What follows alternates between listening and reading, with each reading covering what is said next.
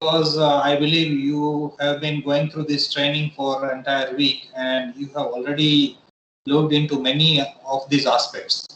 So I will directly jump to the main topic, that is the operation and control of microgrid.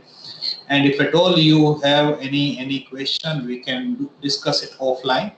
But there is definitely a correlation between smart grid and microgrid, but I'm leaving it to you to find what is it. Okay, so simply we will only focus on the operation and control of microgrid, nothing else. So let us begin with a conventional configuration before we jump into the microgrid configuration that we are going to discuss in detail. So I'm considering a utility grid, which is a bulk power system, which has many generators, many buses, transmission lines, distribution systems, substations, and loads, etc. Okay, so that is a bulk electrical power system, and it is a large network. And I'm also going to consider that out of that utility grid, there is one bus through which I'm connecting this load. Once again, this load also represents, one single entity. It may be a one large industry or an industry park, or it may be a rural community, or it may be a town or a big city, or even an educational campus. What I'm trying to highlight is that this load is a single entity and it is connected to the utility grid via a single feeder or a single bus. Okay, so basically this grid and load are bunched. Okay, and I'm going to represent them in this way. So you have this utility grid. So we have this utility grid, which is a bulk power system, and that entire load is clubbed into this block, which is the load block. Okay. So now can someone tell me what could be the role of grid and what could be the role of load here? Only this system. This is a conventional one, right? So what is the role of grid? Role of grid is to supply the electricity, and the load will take or acquire the electricity, or basically, if I say in a very lame language, that it take the energy from the utility grid. Okay, totally agree. Yeah. So utility grid has the job of supplying the electricity, and the load has the job of consuming electricity. We can say that the main job of the load is to do some work. It may be, if it has a motor, it may be doing some work in terms of providing mechanical rotational power. But in general, the load has to do some work, and for that purpose, it consumes electrical energy. Right. So when we say it is consuming energy, basically it consumes active and reactive power. Yeah. So the load has to consume active and reactive power. So can I say that the job of grid is to provide active and reactive power? Is it correct to say like that? Sorry, sir, I can't hear you. Please, Yeah. can you repeat it? So I say that the load is consuming, load has to consume some active and reactive power, right? And that too, we know that the amount of active and reactive power consumed by the load, that depends on the impedance of load, how much of resistance and how much of inductive reactance, usually inductive reactance. It True. may be capacitive sometimes, but load will, in general, it will consume some active and reactive power. So can I say that utility grid, the job of utility grid is to supply active and reactive power? Basically, the job of utility grid is to supply the power. How it is consumed by the load, it depends on, as you said, the type of load which is connected over there. What I feel. Yes. So let us okay, can we say that utility grid, the job of utility grid is to provide electricity, that is in terms of voltage supply at some frequency, isn't it? Correct. So the grid is supplying voltage at some frequency, and depending on the supply voltage, depending on the supply frequency, and depending on the impedance of the load, load will consume certain P and Q. So is this right? Yes, sir. So that Totally is agree. how we can specify the role of grid and load. Yeah. Can I? Yes, sir. Yes, please. Sir, both have to take care of power quality. Power quality, sorry, I didn't get you.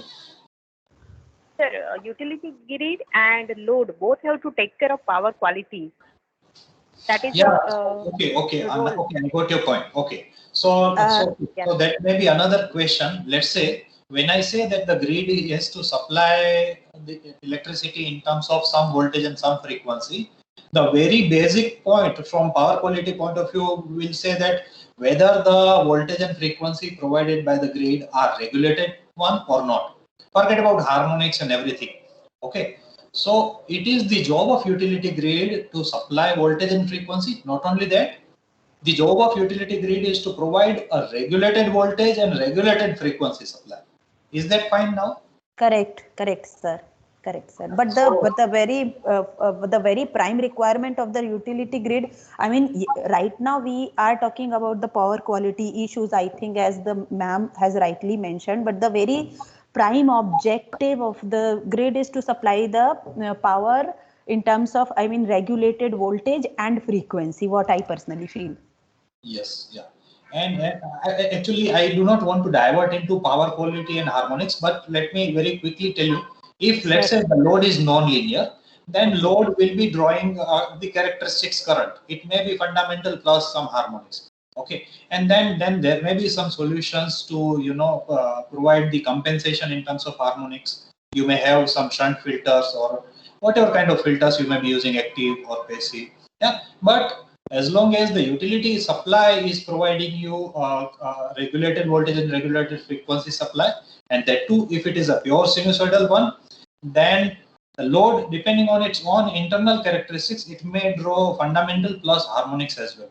But yes, if let's say if your utility grid is not an ideal source, yeah, in that case, the moment you start drawing harmonic currents, then the PCC voltage is going to get deteriorated, and the PCC voltage will also show some harmonics. And if there is some additional load connected other than this bunch of load, if there is some other load connected to the same PCC, then that load will be affected. I mean, the quality of that voltage supplied to the other load, that is going to be deteriorated for sure. Yeah? But for my discussion, I will not be going into that direction. Is that sufficient to discuss your point, Ms. Shilpa? Yes, sir. Yes, sir. It is absolutely right. Thank you. Yeah. Okay. Then we move forward. Yeah. Now consider this configuration. Now assume that this load is one single industry, and the owner of this industry wants to provide a reliable supply. So the utility grid supply may or may not be available, or even if the grid supply is available, the contract with the grid is such that the industry cannot draw power more than the contracted demand. Let's say if the contracted demand is 2 megawatt, then this industry cannot draw more than 2 megawatt of supply from the utility grid. Okay, so this owner of the industry, what he has done, he has installed a captive power plant.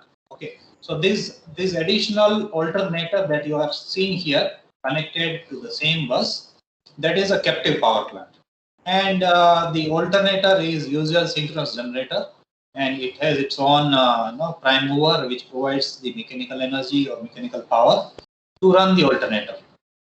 Now, can someone tell me what could be the role of this alternator when the grid is present, and what could be the role of alternator when the grid is absent?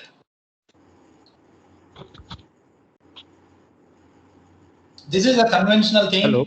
No renewable source, no converters, no battery storage. Yeah. Hello. Yes, please.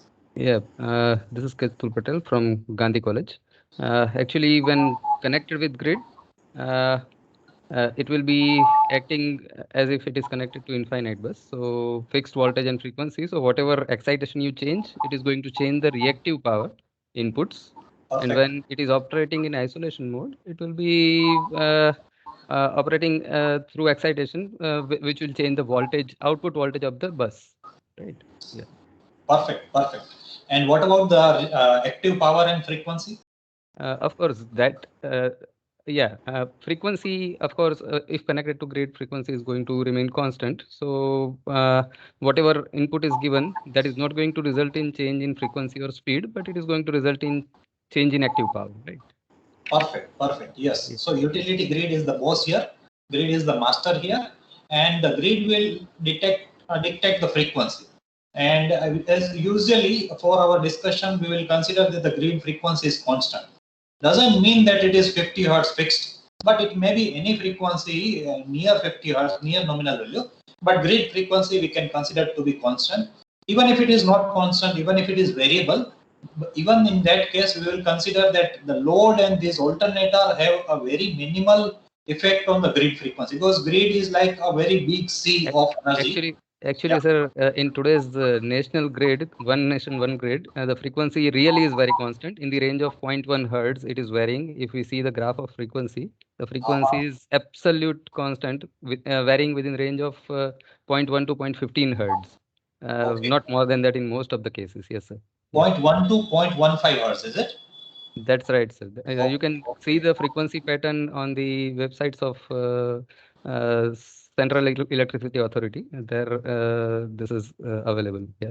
Thank you, sir. Okay, okay. Yeah, thank you for mentioning that. So that's a new information for me. Thank you. Yeah, okay. So as you rightly mentioned, when the utility grid is absent, okay, then the alternator takes the role of grid basically. It works like a backup generator, and in that case, we know the role of utility grid. The role of utility grid is to provide voltage and frequency. I mean, voltage supply at certain frequency. So when the grid is absent, then the alternator alone will work like a grid, and it will provide a supply, electrical supply, that is voltage at certain frequency. So when you are connecting this alternator, you see now this is industry. So the owner of alternator and owner of this industry load is same. So the owner will not only like to provide the whatever is the demand of this industry load demand. The entire load demand must be met by the alternator. And as you mentioned, and someone mentioned that the power quality, so the industry owner would also like that the supply of electricity is at regulated voltage and frequency to the industry demand. So the job of this alternator must be to provide a regulated voltage and regulated frequency supply at this bus, that is the point of common coupling. Yeah. So in order to achieve that, we know that the alternator has got its excitation control. So this closed loop control for the voltage regulation will do the job of, it will take care of maintaining the voltage at the PCC. Yeah, so you set some reference V star, and you measure the voltage at the PCC, get the voltage error processed by PI controller, and adjust the excitation so that you can control the voltage. Same way, there is another part, that is the governor, which takes care of the the valve control to the boiler, yeah, or fuel input, right, and through which it controls the mechanical input power, and thereby it controls the amount of active power which is generated by this generator. So how it works? It takes care of the frequency. We know that the frequency and active power are strongly linked with each other, right? So you can consider this second loop as the speed control loop or frequency control loop. Both are same, you know that, because in case of alternator, speed and frequency are interrelated, right? 120 F by P, that is the speed. Yeah, so you set some frequency reference or speed reference and compare with the real-time measured frequency or speed, and the error of speed or frequency processed by PI controller, that will basically set the input mechanical power such that the generated power is exactly equal to the load demand. I'm assuming that there are no losses. So active power demand of the load, if it is completely fulfilled by the active power generated by this generator or the active power supplied by the prime mover, in that case the generator will rotate at synchronous speed and the frequency will be maintained. So this is how it should work when it is working alone in absence of utility grid. Yeah. However, when the utility grid is present, in that case how it will work, so that also you have already answered. So in that case, you have mentioned that The frequency it cannot dictate. So frequency will be decided by the utility grid. So in this case, can you tell me what will be the rotational speed of this alternator? It will also, yeah, yes. So alternator, rotational speed of this alternator, that will be synchronous speed, and that will be corresponding to the grid frequency. Okay, so that means alternator will always work in synchronism with the grid, and the speed, rotational speed, will always be decided by the grid. Okay, so now can you answer like this closed loop voltage control, this upper loop, will this still work or not in presence of utility grid? You can assume that there is some impedance after this utility grid supply, there is some line impedance. So the PCC voltage and the utility grid voltage may be different. So in that case, this voltage loop will work or not? Yes, sir, it will work, but the path will be different. It will control reactive power, and that's how it will control voltage. Not directly, it will control the voltage. That's Agree, what totally agree. Yeah. So indirectly, if I say, indirectly when you are measuring the voltage and comparing with the reference, you can still control the PCC voltage. Okay, even in presence of utility grid, the same loop may work, and this voltage error that may be processed by the PI controller, and that will set the excitation such that the reactive power supplied by the alternator that will be adjusted in a way so that the PCC voltage is regulated. I believe that you know the relation between reactive power and voltage. When reactive power is being supplied to any node, I mean the net reactive power at any node, if it is positive, then the voltage at that node will rise. If the net reactive power is negative, that means the reactive power is being consumed at any node, then the voltage at that node may fall. Okay, so that is how it works. Okay, this the second loop, frequency loop. Will this still work?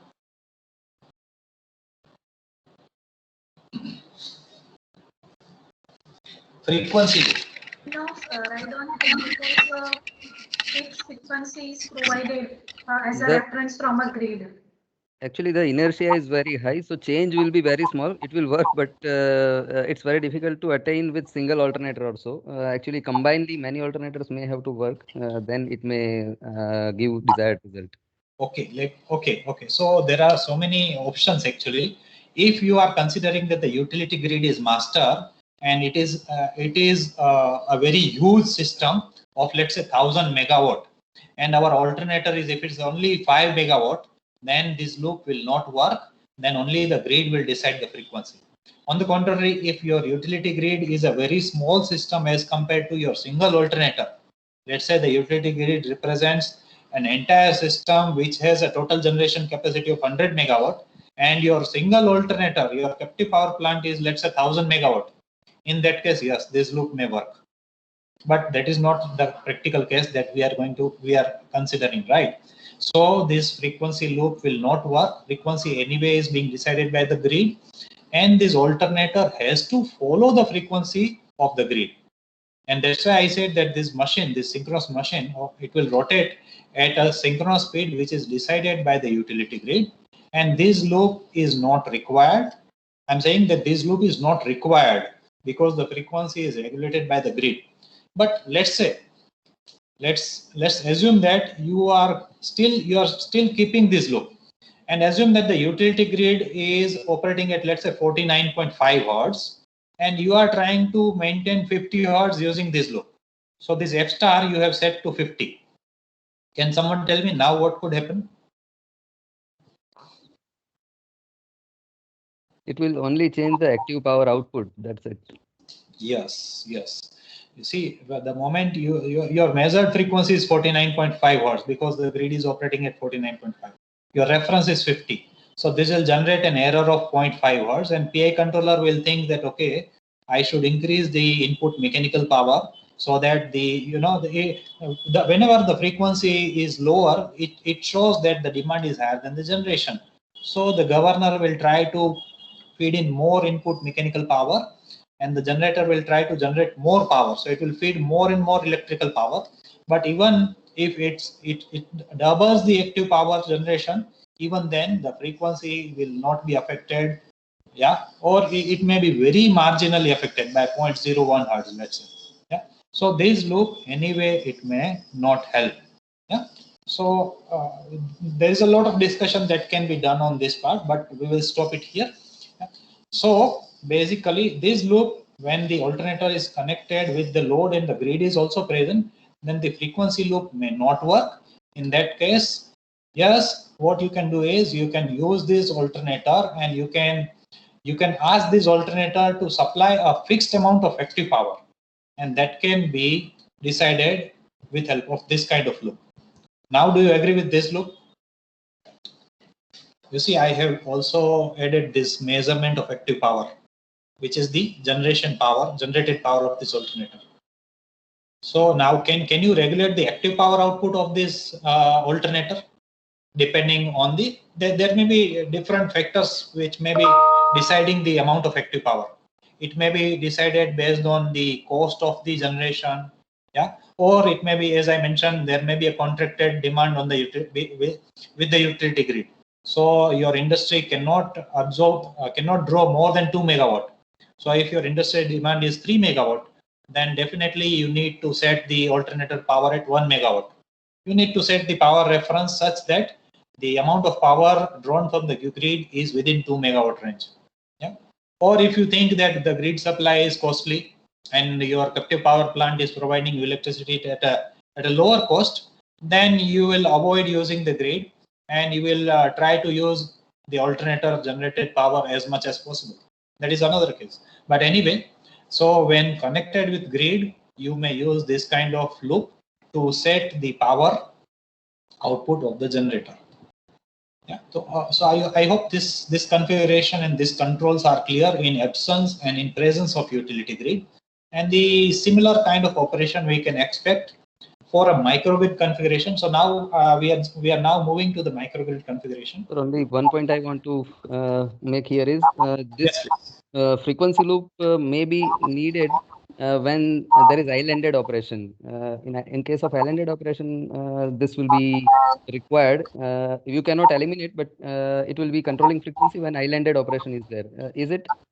Yes, absolutely correct. So what you are mentioning is absolutely correct. So when the utility grid is present, you will be working with these two loops.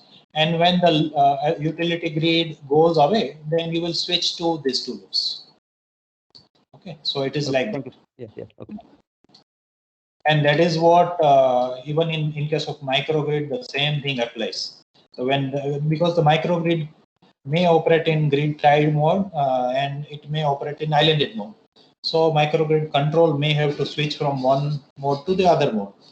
So, and there is a lot of research going on in that direction as well. When you are transiting from one mode to the other, how to deal with the transition part. Yeah. Okay. So the microgrid configuration that we are going to consider is like this. We have the utility grid, we have the load as usual, and this grid may be available or may not be available at different times. And rather than that captive power plant, now we are going to consider a distributed energy resource. And that DER, what could be that in this DER box? Distributed energy resource. It can be a renewable energy source. Yeah. Anything else other than renewable energy source? Battery storage. Perfect. Yeah. Generator. Yeah. So it can be a battery storage. So because distributed energy resource is not only the generators, but it also includes the storage. It could be battery or any other form of storage, but the one I'm going to consider is a battery energy storage. So when you are using BES, you know that you need a power electronic interface, and that too a bidirectional, because you may be charging or discharging the battery. And that interface may be in this form. That is a DC-DC converter stage and then DC-AC converter stage, both bidirectional. Or if you have if you have sufficient voltage at the DC side, or if you're using a transformer on the AC side, you can avoid this DC-DC stage, and you can only have one single stage DC-AC stage. So I'm going to consider a single stage interface between the battery storage. And this is the microgrid configuration that I'm going to discuss further. Yeah. in presence or in absence of utility grid. Okay. Yeah. And the other configuration that I'm going to consider is this, wherein there is no utility grid available at all. This is a standalone system, and a combination of wind load and wind generator load and the battery energy storage in presence or absence of wind generation. Yeah, wind velocity may be varying and wind generation at times may not be available. So in presence and absence of wind generator, that will be the operation aspects that we'll be considering. Now this electronic interface, right? Wind generator usually are interfaced via some electronic interface. Usually it will be AC-DC and DC-AC back-to-back converter. But is it always required electronic interface? Have you seen any wind generator which can be directly connected with the grid? Not possible. Maybe Dr. Ashutosh Giri may have discussed one configuration in his lecture where we are using a self-excited induction generator, right? So that self-excited induction generator may not require electronic interface. It can be directly connected with the grid, okay? And the amount of reactive power that is required for the excitation of generator that it can draw from the grid while supplying active power depending on the input from the wind turbine. So electronic interface in most of the cases it is common, but there is one particular configuration. If you are using induction machine as a generator, then you can avoid using electronic interface. But in that case, let's say if you are using wind generator and load alone, okay, this will not work because you never know what is the demand and what is the generation, and you can never achieve most of the time you cannot achieve the matching between the generation and demand. And this is true for all kind of renewable based generation, right? So these are called non-dispatchable. You cannot decide how much of power is being generated by the renewable based generation. Yeah. So it is it is inevitable to use a battery energy storage. Yeah. Okay, so we are starting with this configuration, battery alone working like an inverter as a backup, and it is supplying the load. So this is very much similar to the case that we discussed, captive power plant supplying only industry. In that case, the power plant has to behave like a utility grid. So in this case also, this battery storage plus converter. So this becomes a system. So this battery converter has to behave like a utility grid. What does that mean? It means that this converter has to supply electricity at a regulated voltage and regulated frequency to this point of common coupling where the load is connected. So how to achieve that? Can we use similar control loops? These are the loops used for that captive power plant alternator. Yeah, excitation and governor control through which we were controlling voltage and frequency. We were regulating voltage and frequency. Can we achieve a similar thing in case of converter? No, sir. Anyone else? So how to operate this converter? So this converter basically, even if you do not know power electronics at all, okay, let us consider this converter as a black box point of view. Yeah. So the black box operation, let us consider. So if you are providing some DC supply at the DC side of this converter, and you are expecting some AC supply at the AC terminals, AC side of this converter, then what kind of AC voltage you can expect at the AC terminal? That is completely controllable, that is completely decided by the reference signal which are provided. Okay, so if you are assuming that you are using sine PWM, then your reference signal will be compared with carrier signal and the pulses will be generated and so on and so forth. But you don't need to bother about all those things. Simply your output voltage at three terminals A, B and C will be decided by this VA star, VB star and VC star. Out of that, let me tell you, the frequency of that AC voltage will be decided by this F in this equation. That is the frequency of your reference signal. The phase of the output voltages, that will be decided by the phase of this, that is 2 pi ft, that is omega t in phase A, omega t minus 2 pi by 3 for phase B, omega t plus 2 pi by 3 for phase C. So that is about frequency and phase of the AC voltage. The magnitude of AC voltage, that will be decided by this term which is known as modulation index. Okay, So this is how the AC output voltage of this converter, you can control the magnitude, frequency and phase just by the help of these reference signals. Okay. Now if you want to provide a regulated voltage and regulated frequency supply to this load, then what you need to do is frequency you keep this f equal to 50. That's it.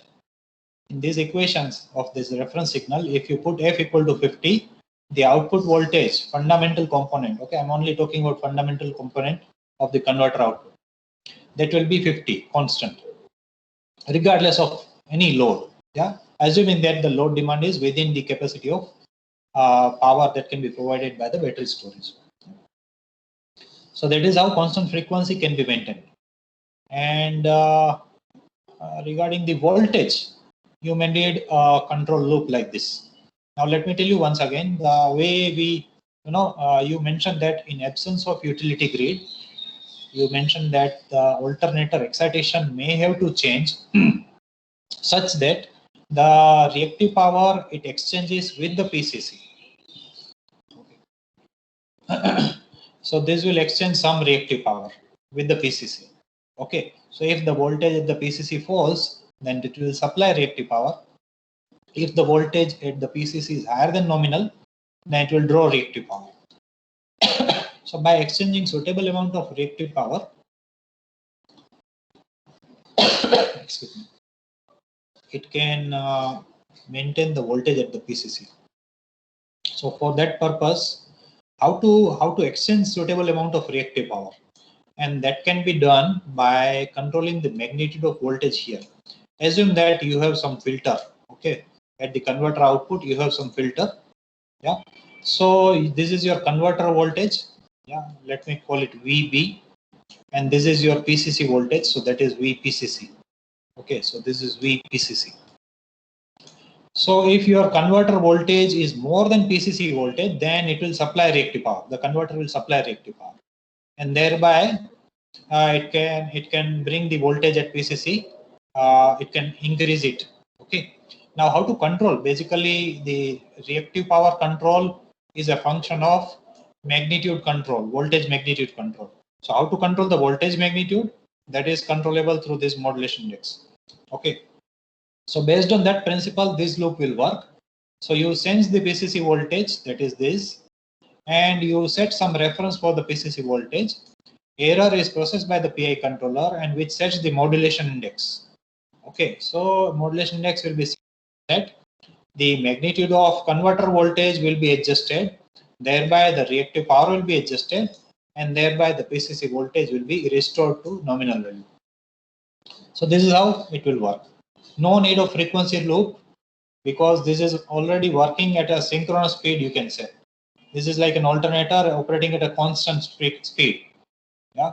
In case of alternator, you need to set the governor, thereby the mechanical input of the prime mover to maintain the frequency. Here, you don't need that.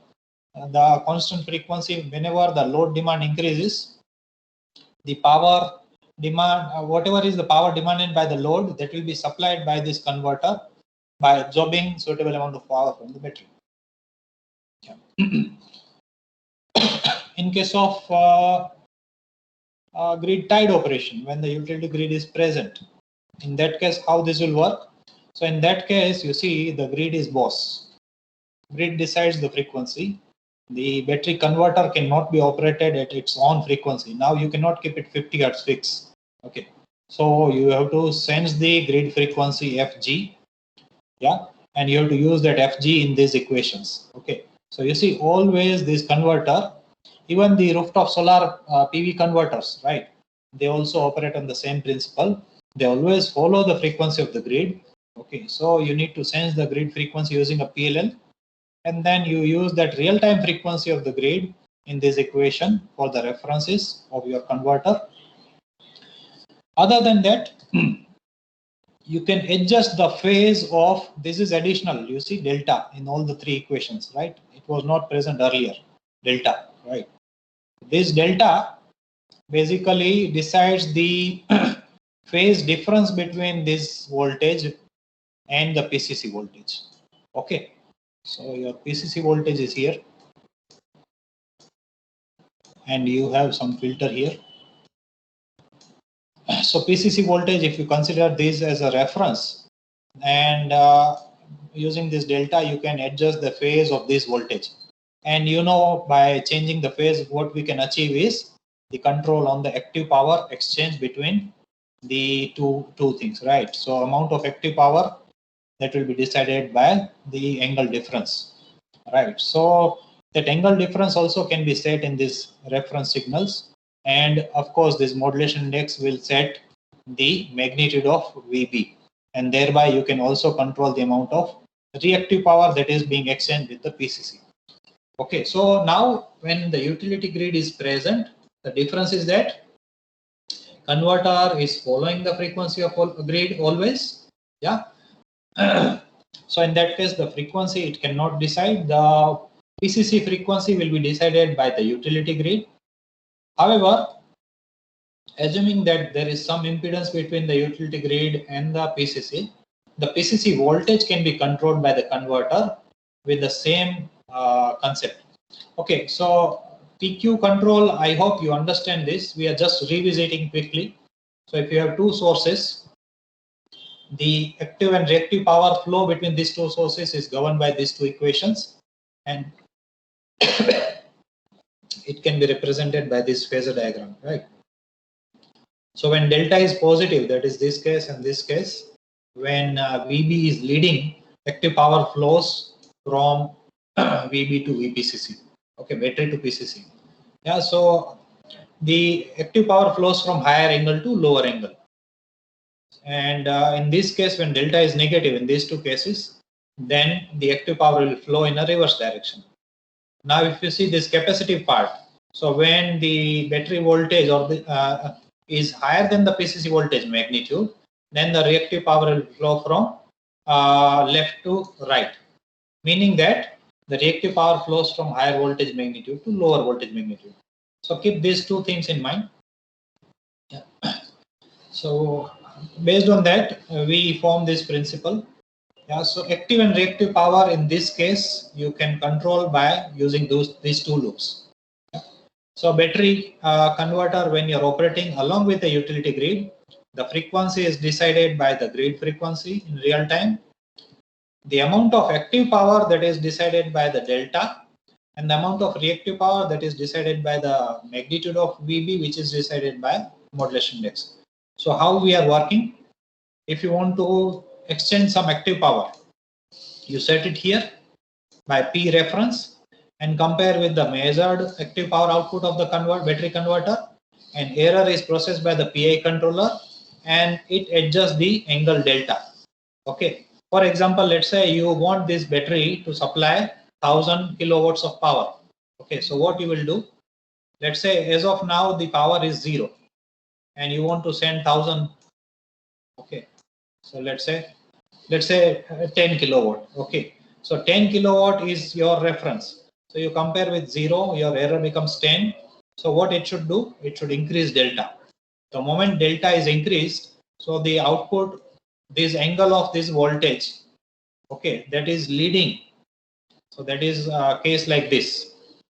So VB is now leading with respect to VPCC by some angle delta, and that's why some active power will flow from battery to the PCC. So that is how you can and then this closed loop will make sure, this PI controller will make sure that the error delta P becomes 0. Accordingly, it will adjust delta. Similarly, for reactive power exchange, you can set some reactive power, or you can even regulate the voltage at the PCC using this lower loop.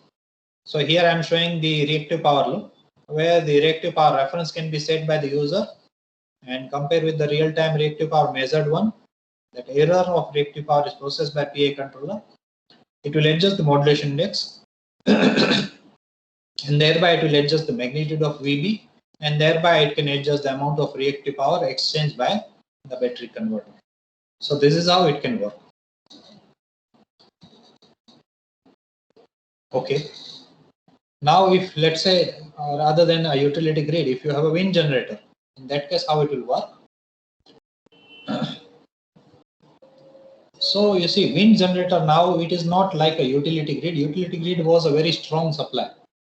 Okay, it was like master. But this wind generator, although it can form the grid, but this is a weak supply. So the moment you start exchanging some active power and some reactive power, okay, that small active power or reactive power disturbance may cause a disturbance in voltage and frequency at the point of common coupling. Okay, so this voltage and frequency will be disturbed by the amount of PQ exchanged by the battery converter and the amount of PQ demanded by the load, because this wind generator is a weak supply, okay, weak source. Yeah. But nonetheless, these two loops can still be used. Okay, the same principle still remains applicable. Only thing is that here the frequency that will be decided by the wind generator. So wind generator will rotate at some speed and it will set the operating frequency, which may be any random value because this is not a grid. Okay, so that Fg will be used here again in this equation, and basically your battery converter will operate in grid following mode all the time. But of course, by adjusting the delta and modulation index at suitable values, it can adjust the active and reactive power exchange with the PCC. The moment you can adjust the P and Q, thereby you can also adjust voltage and frequency. So that is how it can work. So basically what you can do is, if at all you want your converter to participate in voltage and frequency regulation rather than exchanging some random active and reactive power, if you want that the voltage and frequency at the PCC are regulated, then you can have a loop like this. See what I'm doing? I was already using this loop. I have already used this loop also. Okay, I know that this battery converter can exchange some active power that I can tell it. Okay, but how much of active power it should exchange? So that let this frequency loop decide how much of active power it can exchange. We already know that if it will supply more active power, then if let's say wind generator is generating some power which is less than the demand, then the frequency will be less than 50 Hz. If the demand is less than the wind generation, then the frequency will be more than 50 Hz. So depending on the frequency regulation requirement, your frequency error will be generated. Okay, and that will set the P reference. Let's say the frequency wind generation is less than the demand, so frequency is 49.5 Hz. So now you want to maintain, you want to bring it to 50 Hz. Okay, so this is your 50 Hz reference. Your measured frequency is 49.5 Hz. So your error is positive 0.5. So what this PI controller will do, it will set P reference to positive value. It will increase P reference. So this converter will start feeding that amount of active power. Now this active power that will be, this is the reference. Okay, so this loop will make sure that that much amount of active power is sent by this converter by adjusting this delta. So that part we already know how it works, right?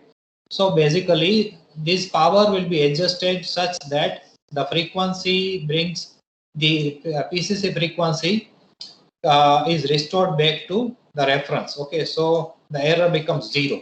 The moment this error becomes 0, this P star will become constant. Okay, so that is how you can think of frequency regulation with help of this type of closed loop control. Same way for voltage control, you can have voltage error processed by the PI controller, and that should set the Q reference. After that, you already know how Q reference can be, I mean how the reactive power can be controlled by adjusting the modulation index. Okay, so this is how it can work. Rather than going for this complex control, we can even go for direct control in this case.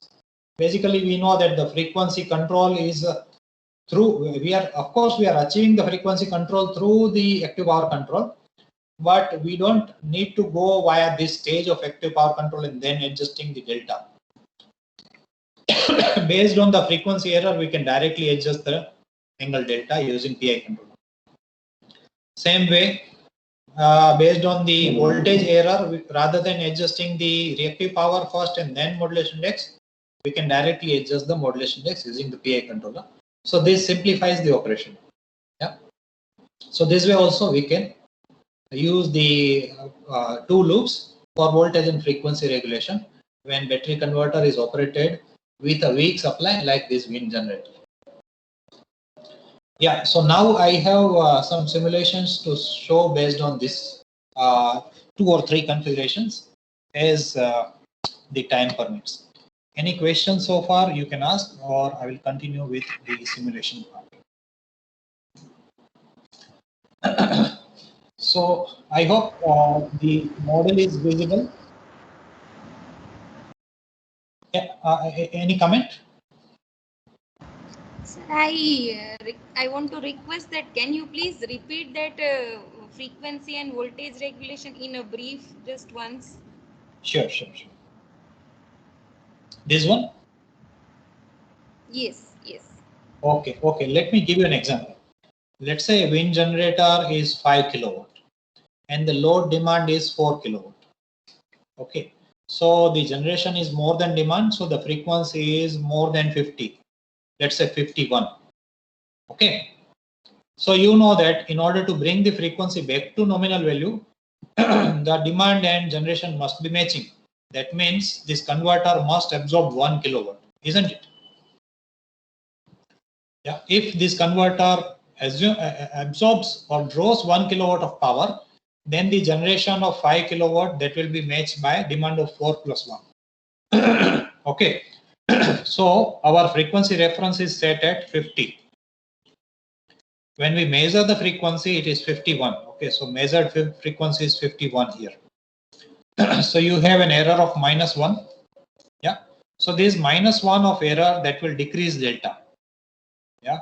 So initially assume that the delta was 0. So there was no difference between this angle here and this angle here. So no angle difference, so no active power. So the active power initially it was 0. Now this PI controller brings the delta to negative. The moment delta becomes negative, active power starts flowing from PCC to the converter. Okay. As the active power starts flowing from the PCC to the converter, so now it may be drawing, let's say 0.5 kilowatt. Still the demand generation is more than demand. Your load demand is 4 kilowatt and converter demand is, let's say 0.5.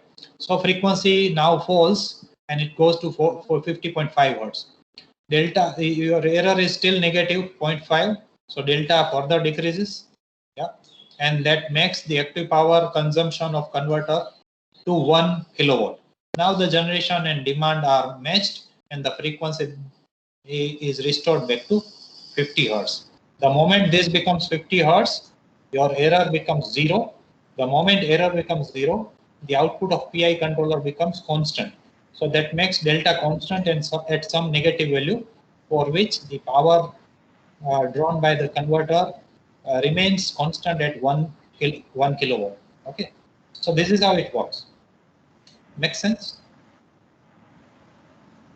Sir, you told that if our frequency is 51 due to more generation and less demand, and so our delta is changing and it is bringing down back. So the converter is receiving 1 kilowatt and that is provided to our battery. But what if battery is fully charged? Then this will not work, definitely. Okay. Yeah.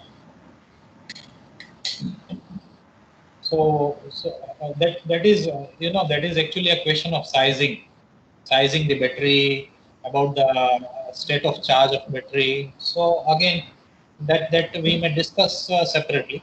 Okay, sir. But that is the limit we should say. So that But, also. So you can excuse me, sir. forecasting, wind forecasting, the location of the site. Depending on that, you can decide the size of battery. Depending on that, you can decide the size in terms of power, in terms of energy of battery, right? So there are a lot of things. Okay, sir. Okay, so I hope the voltage loop also, it may be, I mean, it will work similarly. Only thing is Yes. that through Yes. reactive side. Yeah.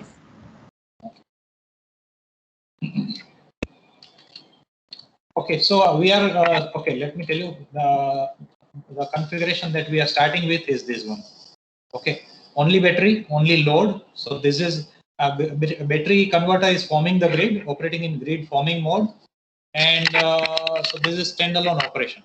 Okay, and then we may have this kind of loops. Not this kind, sorry, not this kind. Yeah.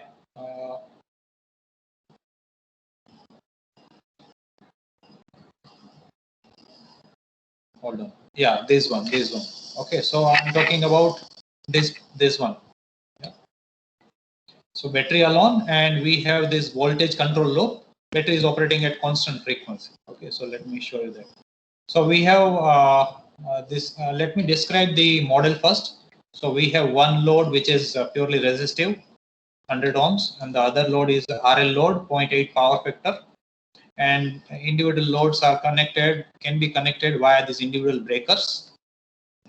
And here is our battery converter. This is the battery, 800 volt supply. Let me make it 900.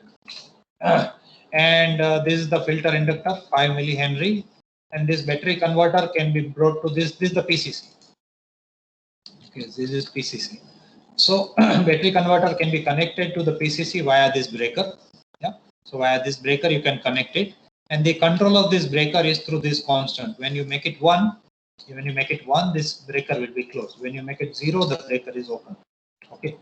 The converter, which is connecting the battery with the filter for AC supply, AC side, is controlled using this reference signal.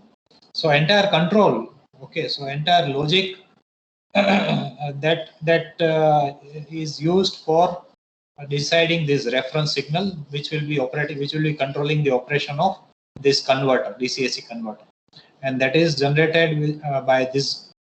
The generation of reference signal is within this block. So I'm going into the block. So here is our reference signal. Okay, how it is generated, as you can see.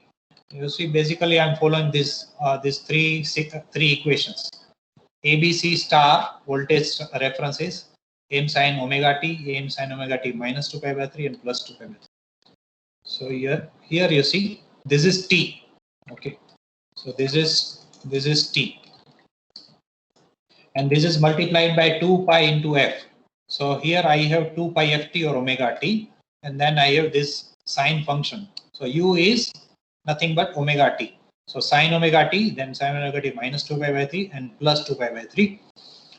Three of them are multiplied by common signal, which is modulation index, and that is how we get those three signals. So here we have VA star, VB star, and VC star. Okay, the model of converter that I'm using is an ideal one, average model. So there are no IGBTs, MOSFET, any switches. It will simply follow the reference signal and it will generate pure sinusoidal voltage. No harmonics, no switching harmonics. Okay, basically the output voltage that will be equal to m VDC by 2. Okay, output voltage of the converter, the fundamental component, that will be equal to m VDC by 2. Fundamental peak component. So if I say VA peak at the AC side and fundamental, anyway this is going to generate only fundamental. So peak component, fundamental component peak value, that is given by this relation. Okay, so basically VDC is constant 900, and modulation index, that will decide how much of peak value we will get at the point at the output terminal of this converter, that is here. Okay, here. So this will become our VB. Yeah, that is AMVD by 2. But keep in mind, depending on the load, the PCC voltage may not be equal to VB, right? If your load is drawing some current, then there will be some drop across this filter inductance, and the PCC voltage may be different. Okay, so higher the load current, lower will be the PCC voltage. So if you are keeping this VB, let's say if you are keeping this VB RMS value equal to 230, then not necessarily a PCC voltage will be 230. PCC voltage will be 230 only if load current is 0. Okay, so what I'm trying to highlight is that you may need a voltage regulation loop like this. Okay. So for that purpose, if you can see it here, I'm using a closed loop control here. Yeah, you can see this. The reference, since this is peak value, okay, 325. Yeah, so 325 divided by 1.414, that makes 230, right? So that is peak value 325. Yeah. So I'm comparing peak value with the measured peak value, and the error is being processed by this, the PI controller. I'm using this multiplier and keeping it 0. As long as this is 0, this will not allow the error to pass, and the input to the PI controller will be 0. That means it will work in open loop control. Okay, what will be the output of PI controller? That is modulation index. I'm keeping the limit of PI controller between 1 and 0.2 using saturation. And initial value of modulation index, that will be decided by the initial value of this PI controller. Can someone tell me how I'm achieving this initial modulation index? What is this? 2 root 2 into 230 divided by 900.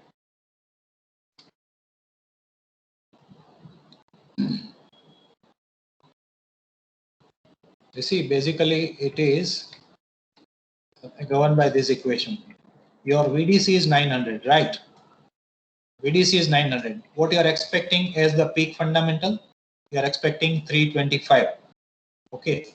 So based on that, it will give you M. Right. So 325, that is nothing but 230 into root 2. Okay. So 230 into root 2 multiplied by this 2 goes over that side, 2 multiplied by 2 and divide by 900. So that is it. That is the initial value of modulation index. Right. Numerator is 325, you can see. Sorry, this is root 2 into 230, that is 325 multiplied by 2 divided by 900. I have already explained, right? That is here. Right? So if I set modulation index at this value initially, or let me use a constant here itself to explain you in a better way.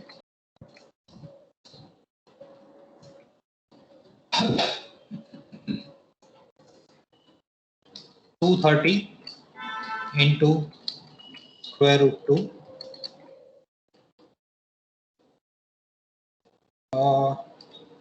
into 2 divided by 900. Yeah. So that is my modulation index initially. Okay, I'm not going to use this modulation index. So this is open loop operation. And other than this, everything is measurement. I'm sensing the PCC voltage. Let me show you. Here it is. So here I'm sensing the PCC voltage that is given by VS and the current output of the converter. That current is total current drawn by the load.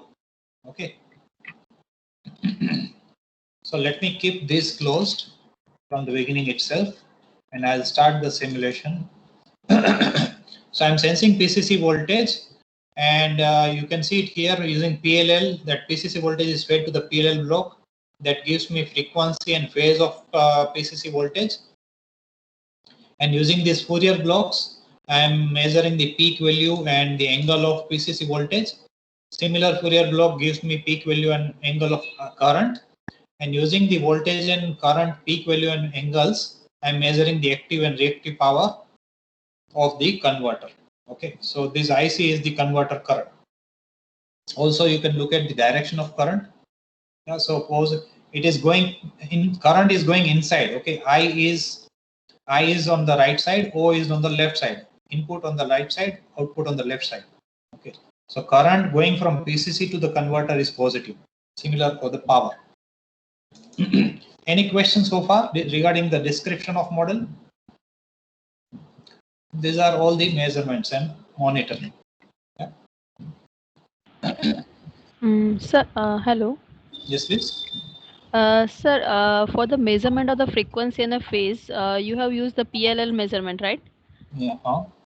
Yes. So can we have some other measurement which is much faster than this PLL in case of our, microgrid? Okay. Yes. You can use different kind of PLL or different kind of frequency measurement techniques. So I'm using a single phase PLL, as you can see. Okay, because sir, completely in the 100% inverter based system, the rate of change of frequency is very high, so that's why it is difficult to arrest that frequency drop. Yeah. So, Not only that, you may have unbalanced voltages in case of hmm, small. You may have harmonics in the voltage present, right? hmm. So it may be it may be difficult to detect accurate frequency using conventional PLL, and you may go Okay, for different techniques. okay. Thank you, sir. Okay, so let us run this simulation. Let me. So I'm not using this closed loop as of now. Modulation index I'm setting using this constant block. So as of now, it is this constant value, and rest all things are measurement. I'm expecting that this converter will generate 230 volt RMS or 325 volt at its terminal, and the voltage that I'm measuring at is at PCC. Okay, so depending on the load, the PCC voltage may be changing. That will be observing. Okay, so let us run this simulation.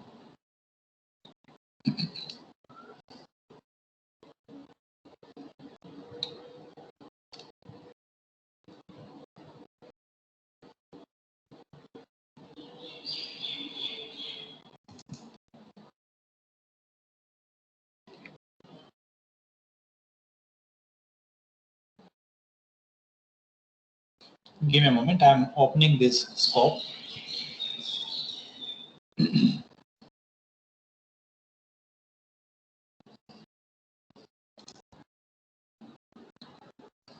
Yeah, so as of now, you can see the top left plot is the voltage at the PCC and its peak value.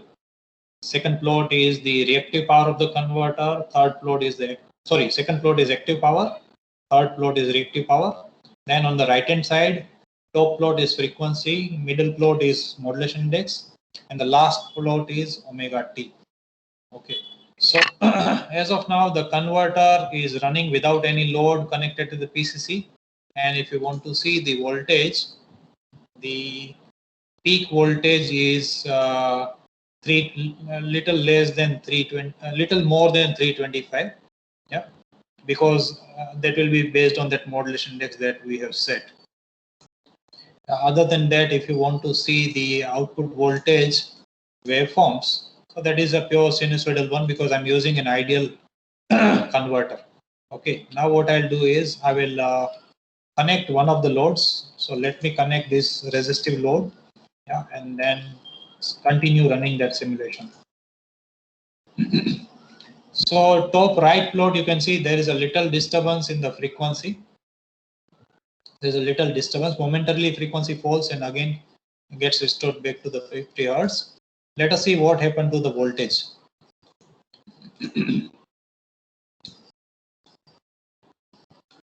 Maybe there may be a little fall in the voltage. Yeah, you can see the voltage has fallen a little bit. Okay, let us add one more load, that is RL load, and we know that RL load will have more effect on the voltage.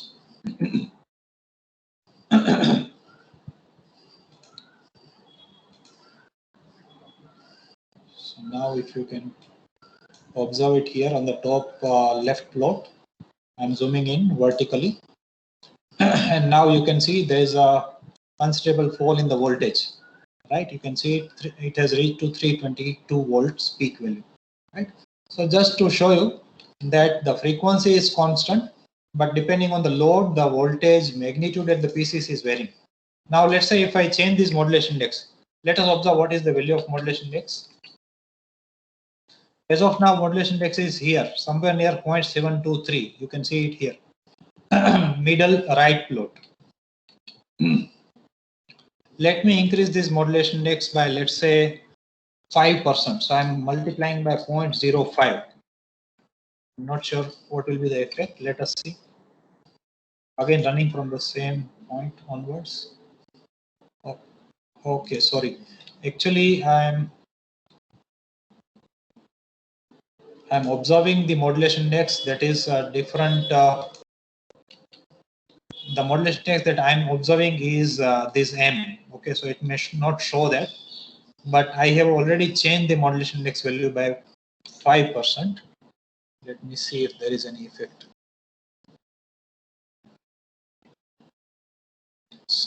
Okay, I have multiplied by point. Okay, I made a mistake here. It should be 1.05. 100% plus 5%. Yeah. Voltage has collapsed actually. Yeah. So now with this modulation index, you see the voltage has increased. Okay, it has increased to a very high value with a rise in by 5% in modulation index value. You can see the voltage has reached to nearly 338 volts. Okay. So what I'm trying to highlight here is that as you change the modulation index, the PCC voltage is also affected, and we can use this relationship for a closed loop voltage control at the PCC by adjusting the modulation index using PI controller. In the meantime, you can also see the plot of active power. The moment we connected load, you can see it here near 4 seconds. The active power demanded by the load was 1600 volts around, and then it increased to 2600 around. In case of second load, around between 6 to 8 seconds, you can see even the reactive power demand is also some finite value. Okay. Now what I will do is, rather than using this constant, I'm stopping this simulation. Now I will not use this constant block. So I'm commenting it out, and I'll be using this modulation index, which is coming from the voltage loop. However, as of now, I have not, you see here, I'm keeping this 0. Okay. So even if the error is finite value, okay, even if the peak value of the PCC is not 325 and error is some positive or negative finite value, that will be multiplied by 0. So as long as this is 0, the error passed to the PI controller will be 0. And as long as it is 0, the output, that is the modulation index, that will remain at this initial value, that is corresponding to 325. So I will start with that. Later on, once the things are settled, then only I will enable this closed loop. Okay. So to start with, I'm keeping both the loads off again, and I'm running the simulation. The converter is already connected, so this is 1. So converter is already connected with the PCC. So as usual, it has started. 50 Hz frequency, 325, near 325 voltage peak value, and it is generating the voltage. P and Q both are 0 because the load is not connected as yet. Now if I connect both the loads, let's say I'm connecting both the loads together, I know that the voltage will fall. Okay. So let me continue running this and let us see the effect. I am pausing this simulation and vertically zooming into the plot of voltage. Now you can see the voltage has fallen. Okay, frequency momentarily it has fallen, but then it is restored to 50 Hz. Here you can see the modulation index is 0.723 constant. Active power and reactive power both are demanded from the load, and that is being fulfilled by the converter. Okay, so that you can see it here in the plot of active reactive power. Now let me close the voltage loop. So what I'll do, I'll make this 1. What does that mean? Now the error is passing to the PI controller. What is the error? We can calculate it. Voltage is nearly 325.6 or 7. Sorry, 322.6 or 7. And the reference is 325. So error is positive. And now the error is passing. So what should happen to the modulation index? Can someone tell me? We want to increase the voltage. What should happen to the modulation index?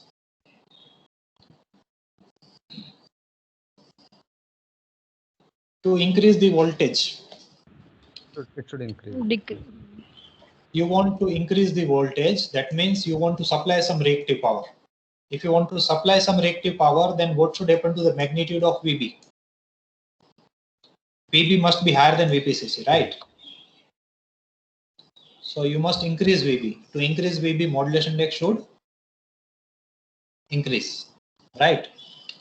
So because even you can see the error to the PI controller is positive, right? So if the error is positive, then positive multiplied by this gain will be positive, and positive added with initial value, that will also be higher than the historical value. That is how PI controller works, right? So modulation index should increase. Let us see. Now I am resuming the simulation again from there. First thing that you should observe is the modulation index. Okay. The right side middle plot, you can see modulation index has increased to 0.728 approximately, and as a result of that, if you see, zoom into the voltage magnitude, yeah, now it is exact 325, right? Now if I again disturb the load, now if I disconnect this load, making 0, so now you should see, when I resume the simulation, you'll be able to see the change in the active and reactive power. Okay, both will decrease, but the voltage will remain. I mean, after momentary disturbance, voltage is again getting restored to 325.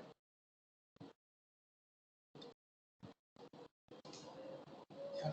So you see, you can see active power and reactive power. Reactive power has become 0 because this RL load we have turned off, right? So now the load is demanding only active power. Reactive power demand of the load is 0, so converter reactive power output is 0. The voltage, as you can see, there was a little disturbance. There was a momentary fall in the voltage, but after that it has got restored. Yeah.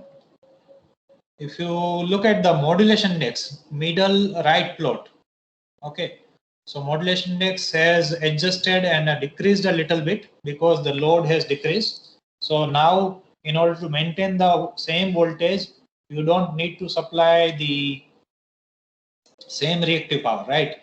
You can supply a little less reactive power because the loading has decreased. Loading has decreased, so the PCC voltage may have increased a little bit. Okay. And that's why in steady state you can see the modulation index has little bit decreased and the voltage is restored to the nominal value. So this is how basically you can operate this battery converter forming mode and supply a regulated voltage and regulated frequency electricity to the isolated or standalone load. Yeah. So this was the grid forming mode of operation. Now we will stop this simulation and we can now move to the another mode if the time allows. So Urvi madam, Yes, how much time is available? I think the time is almost over at 4:30. Okay. But you can continue for some 5-10 minutes if you want. Okay, that would be great. Yeah. Okay, then I'll take 5 to 10 more minutes. Let me quickly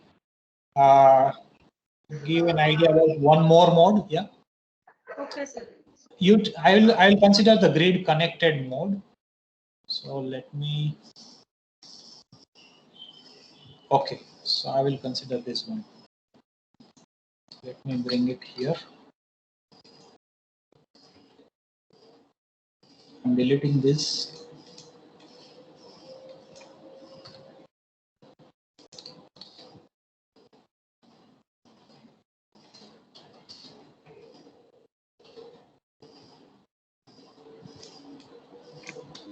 Okay, so rest of the things are all same. This is the filter inductor, 5 millihenry, DC voltage 900 volts, same converter, only one resistive load, controllable. This is a converter. I have added this utility grid, that is, you can see phase-to-phase voltage is square root 3, that is RMS. Okay, so root 3 into 230. Okay, so basically it is a 230 volt RMS per phase. Constant ideal source behaving like a utility grid. Okay, now in presence of utility grid, we cannot operate this converter in grid forming mode. We have to sense the grid frequency. So we are sensing the PCC voltage, and you are using PLL, and in real time using this PLL, real time phase and frequency of the PCC voltage, that is the utility grid voltage that we are sensing. Now this omega t, that is the phase, it also gives you the information about real time frequency, right? So I'm using that omega t here. Now I'm talking about this model. Let me show you.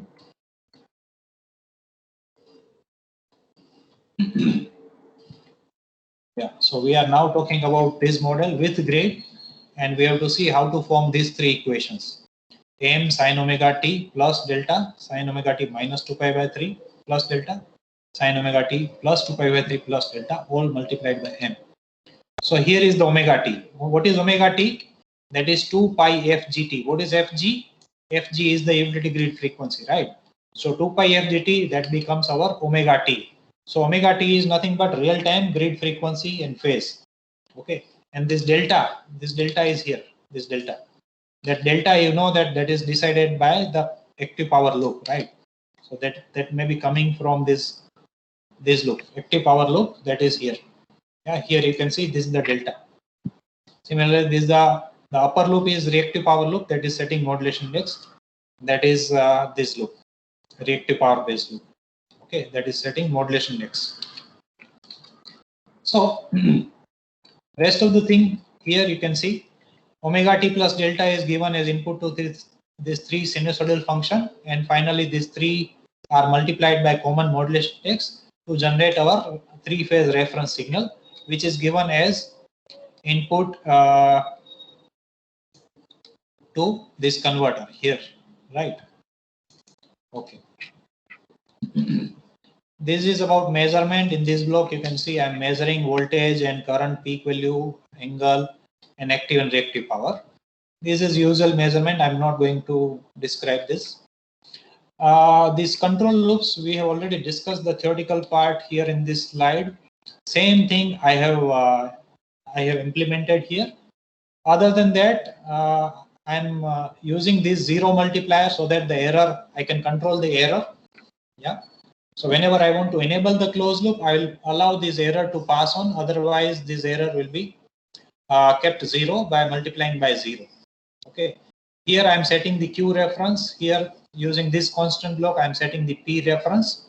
And these are the real-time measured value of Q, and this is the measured value of P, converter output. Okay. Here in this one, you can see QSLC. S is for supply or grid, L for load, and C for converter. Similarly, this is PSLC. Yeah. So as long as the error is zero, the output of PI controller, here the modulation index is set by this, that is same as earlier case, and the delta is set at zero.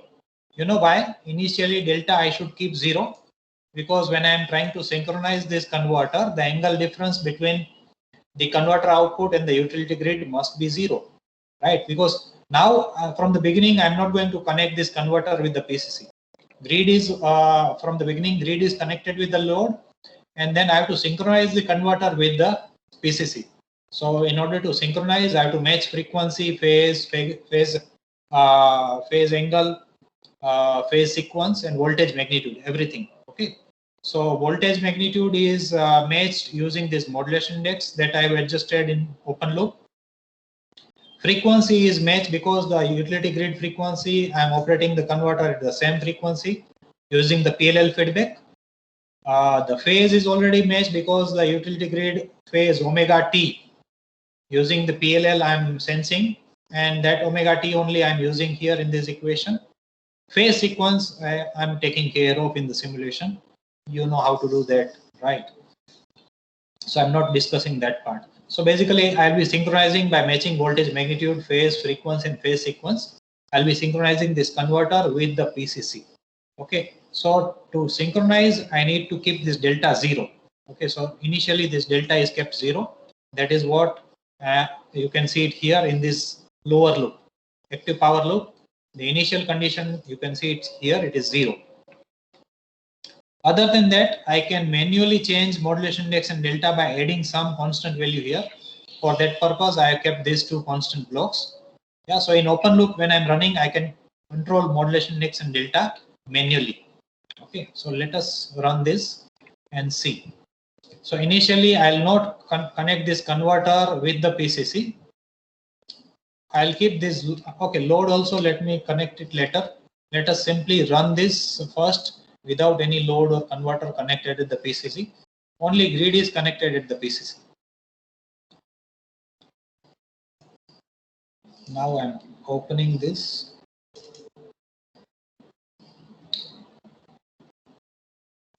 And running.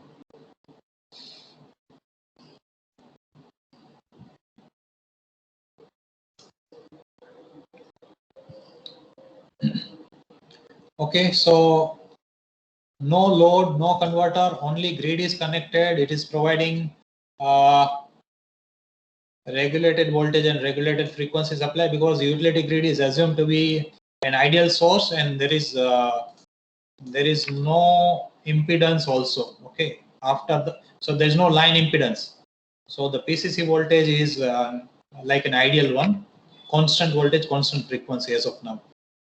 So here you can see the blue one is the PCC voltage and the orange one is the converter voltage. Okay, intentionally I have, if you observe here, intentionally I have kept it a little lower.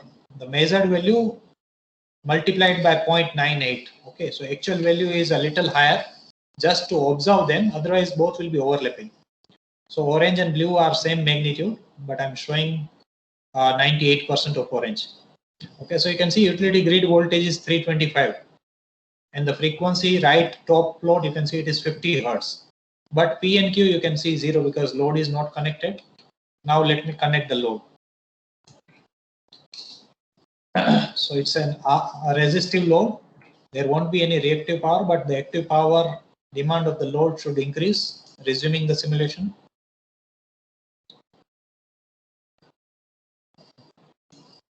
Now you can see the middle plot on the left hand side. Blue is the active power demanded by the load, blue plot, and the yellow plot is the active power supplied by the utility grid. Okay, orange is the active power output of the converter. If we see the direction, input on the left side and output on the right side. Okay, so power from converter to PCC, that is positive power. As of now, converter power is 0. Here you can see orange plot here. Okay. Now let me connect this. Can I connect this converter at the PCC? Have I already matched everything? Phase, frequency, magnitude, everything is matched? Yes, the answer is yes. The voltage magnitude is matched. The converter frequency and phase are anyway matched. Why? Because I am sensing the phase and frequency using PLL and using the same frequency, same phase omega t, and generating the reference signal. So the fundamental component of converter voltage here, right? That will be same as the PCC voltage, 325 peak. So I am now ready to close this breaker and connect the converter output at the PCC. I can synchronize it. So let me resume the simulation again. If it is a proper synchronization, you won't be able to see any disturbance, and you can see there is no disturbance, almost no disturbance.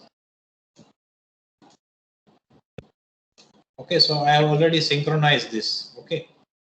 Now let us see the effect of changing modulation index and angle delta manually. Okay, I'm not going to close these loops. I'll simply change this modulation index here. So modulation index already, how much it is? It is this much, and value is, if you see that, it is 0.7229 something. Okay, this middle plot on the right hand side. Let me add 0.05 with that. Okay, so here in this right hand side middle plot, there will be a jump of 0.05. Now, as a result of that, you can observe the converter voltage has increased. So what should be the effect of rise in converter voltage? This converter voltage is now higher than the PCC voltage. So it will supply reactive power. The moment it supplies the reactive power, the PCC voltage will also increase. Let us see. Look at the bottom left plot. The orange plot is the converter output reactive power. You can see it has jumped to almost 7,000 var. Okay. And that var is being absorbed by the utility grid. Okay. Why? Because the voltage is not going to change. And the reason you know that, because the PCC is constant voltage ideal source. So there will not be any change in the PCC voltage. But since the converter voltage is higher than the PCC voltage, converter will feed a lot of reactive power into the PCC, and that will be absorbed by the grid. Okay, because the grid is ideal one, so it can absorb any amount of active and reactive power. It can supply any amount of active and reactive power. So that is what you can see. Modulation index has jumped, and the converter is supplying reactive power. If you decrease the modulation index on the other end, okay, let me make it minus 0.05. In that case, modulation index will be decreased, and it will absorb reactive power. Let me change it to a different value.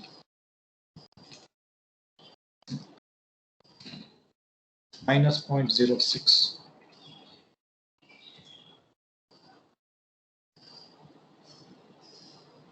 So now you see, bottom left plot, you see the orange plot, that is the reactive power, has now become negative. Okay, and that is nearly 8,000 var. So reactive power is now being absorbed by the converter, approximately 8,000 var. You can see the modulation index has decreased. Okay, as a result of that, even the converter voltage here, you can see it has decreased. However, no effect on the PCC voltage because it is an ideal source. No effect on the frequency here in the top right plot. Now let us change the angle delta. So I am making it positive 1 degree. Okay. So now the PCC voltage will be leading. This voltage, the angle here is 1 degree. Angle is 1 degree. This is reference. So this will remain at 0. So now this should supply active power. Converter should supply active power. Okay. So let us see. Angle delta can be seen here, bottom right plot. I am resuming simulation. So first thing that you should observe is bottom right plot, delta has increased to 1 degree. Frequency, top right plot, you can see no effect. Top left plot, voltage, no effect. Now you see this plot, the left side middle plot. Orange one is the active power. Now you see the active power output of the converter has increased and it has become almost equal to load power. And that's why the yellow plot, that is the grid power, it has become 0. Let me increase the delta a little bit more. Let's say make it 2 degrees. Now the converter will supply even more power, that is more than the load demand. So orange plot, as you can see, it has jumped to even more value. Load demand, that is the blue plot, is still constant. So now the grid has started absorbing power. Grid power has become positive. Yes, please.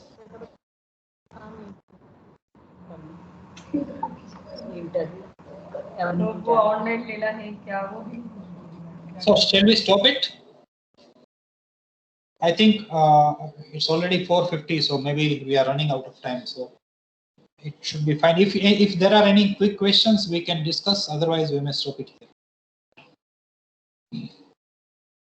Hello. Yes, madam. Sir, as you have right now demonstrate that there is only a battery one, and the inverter is in a grid following mode and the grid forming mode, right? Yes, please. Now, if in the standalone mode, if we keep the battery with one inverter, and along with that, if we on the same grid we connect the PV solar cell, Yeah. and in that we keep one again inverter. So can we have the both operation? That is, the battery connected inverter will operate in a grid forming mode, and the PV connected inverter will work as a grid following mode. So is it possible? Yes, yes. I understand what you are saying is something like this. And then you also have, Battery. yeah, so you also have a battery which Yes. is connected via, okay. So what you are saying is that this will be grid following, right? Yes. Yes. And the battery one is the grid forming. Grid is not available, right?